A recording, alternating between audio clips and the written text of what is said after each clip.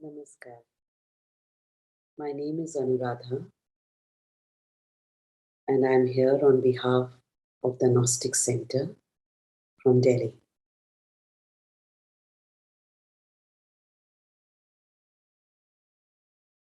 To give an overview of integral education, that is the philosophy which has emerged from the writings and works of Sri Aurobindo and the Mother. I would first like you to focus on what is education. As you may know, the root of the word is in Latin, educere or educare. Educere means a drawing out or leading out of that which is within. Educare has a different meaning. It is to train or to mold. So we see that whereas the educare meaning has been emphasized in education over the ages, the educare meaning has not been given its rightful place, except in maybe the ancient traditions. Now, this is where integral education positions itself.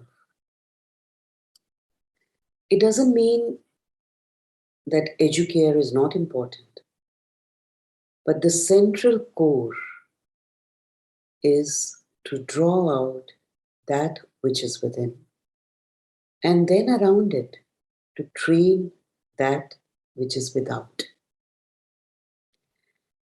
Now, what needs to be drawn out? What is within? So obviously it is hidden, not so obvious. That's why it needs to be drawn out. There are deeper realities in our being, which is our eternal being, the true being, the psychic, as the Mother calls it. And that is the place which holds the purpose of our life, our true nature, our entire future, how it is supposed to be. Were we to be in harmony with these inner realities, with the divine, with a higher truth. What needs to be trained or crafted is that which is without. And what is without? All that we are normally aware of. Our mind, the cognitive faculties, our thoughts, opinions, our nature, our emotional being, the vital, the energies of action, our impulses and desires, our actions, reactions, relationships, interactions, our behavior and habits, our physical being. So the physical, vital, mental. This covers the outer being. So then what becomes the aim of education? Drawing out of that which is within and training or crafting, refining, sculpting that which is without. Why is there a need of education? Why does society give importance to education and creates institutions for it? What is the real need? We are too entrenched in the outer, too ignorant of the inner. The outer is wayward, fickle, uncertain, ignorant of the future, ignorant of who we are and what is our purpose. Therefore, it is always or most often at a loss when faced with challenges, difficulties, crises, decisions. There is no certitude. To arrive at a certitude, we have to come in contact with and act from something which is sure, unchanging, constant, fixed, clear. And that is our inner being, the psychic. That needs to be drawn out because it is very quiet, not at all imposing itself. It is the true leader, and yet it behaves not at all like a leader as we know it. It doesn't impose itself, doesn't push itself in front, doesn't insist or clamor, doesn't dominate. It needs to be evoked. Conditions need to be created so that it comes forward, shows itself, takes the lead. It is not that it does not guide us, but we are too busy listening to the outer, looking at the outer, acting from the outer, to listen to its quiet voice. Therefore, the need of education, what the mother calls psychic education, which is all about drawing this inner presence out, making it stronger, letting this flame grow within us, consume our entire being. And the mental, vital, physical education to train these outer instruments, to listen to the psychic, to serve the psychic, to do its command. This is the tapasya of knowledge, wisdom, truth, harmony, power, dynamic action, certitude, beauty. This is what integral education aims at and facilitates. Now, this kind of education seems very different from what normally happens, whether in the West or in the East, in our present day. We may speak about it, we may nostalgize about the past, the greatness of India, the ancient civilizations, their depth, their beauty, their wisdom. But all our education is focused on power, success, money, career, jobs, being right, fear of failure, competition. A far cry from the ideal of education. If we were to follow this ideal, implement it, can it be done in our day-to-day life, in our present schools? If life is to be lived with the whole of our being, education is a means to put us in touch with our wholeness and to act from our wholeness. Now, what is the aim of life? If we have only one life, the question is, why do we have it? Is it to fritter away or to make something noble, worthwhile, beautiful out of it and to add to the goodness and beauty of creation? If we want to do that, education is required because our whole being is not like that. Our outer being is definitely not like that. There are glimpses of it, but to always act like that, be poised in this kind of consciousness, a training is needed.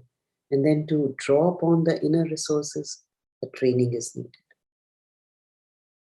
To meet the challenges of life, to act from a poise of certitude, calmness, wisdom, clarity, training is needed. If we have more than one life and there is a continuum, the question is, what continues and what is its purpose? Education is a means to bring us in touch with that truth, with that part of us which continues, which knows, to turn our entire being towards it and to express it in all our actions. Even to prepare our being to go beyond this life and to continue the journey consciously in other lives.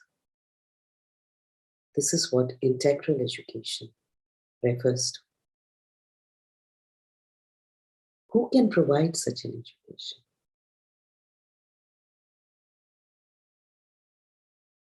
Do our teacher training courses prepare us for it?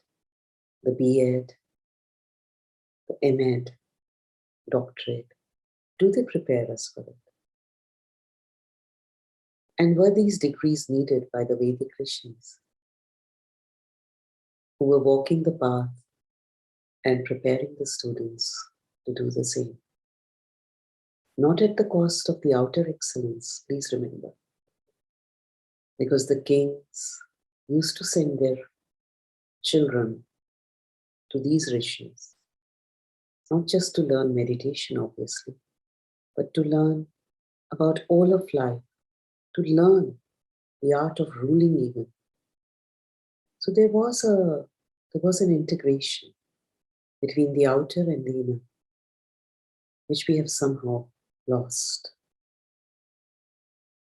So the person who can provide such an education has to be in touch with both these realities in oneself, so that they can then recognize and evoke and train the same in the students. They may not be perfect, but they must be walking the path.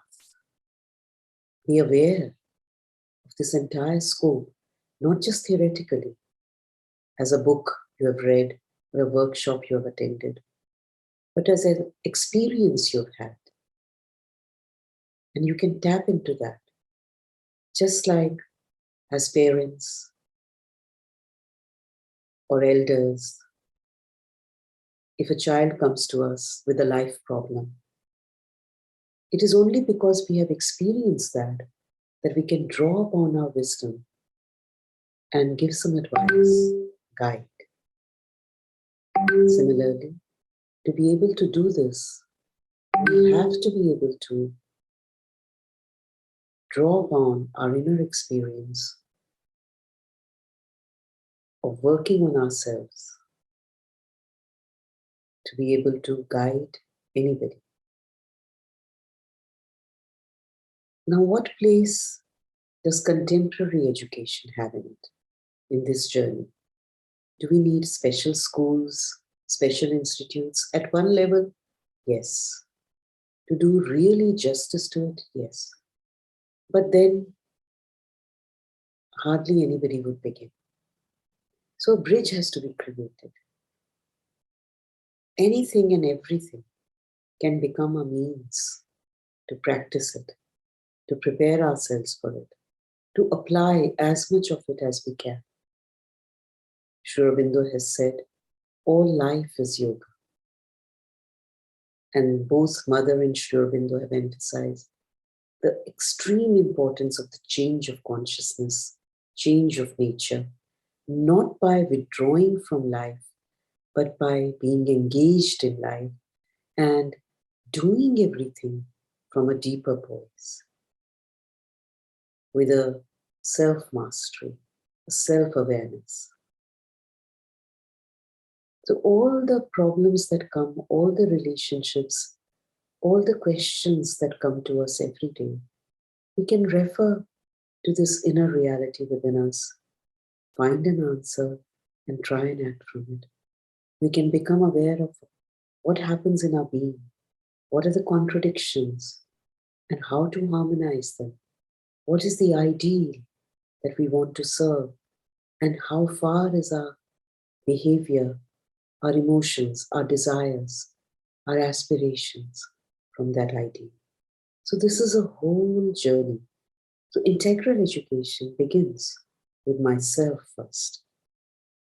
And therefore it becomes both easy and difficult, because we are used to looking for answers, solutions, which we can immediately apply as a formula to our children, to the students. This is not what integral education gives us initially. Yes, you may pick up a book on integral education and apply it to children, but it will be lifeless, soulless. In fact, it will be a punishment, an artificiality. So please remember, one has to walk the path. So whatever sessions you do in these 2 days, learn from it for yourself. Don't be in a hurry how to apply it to children or to students. I would like to show you a short film, a multimedia presentation that the Gnostic Center made many years ago, A New Education for a New India, which presents the concept and the need for integral education. I would like you to see it, reflect on it, and carry it with you to see what you can implement from it in your life. It can help you to understand the sessions that will unfold. So let's watch the film.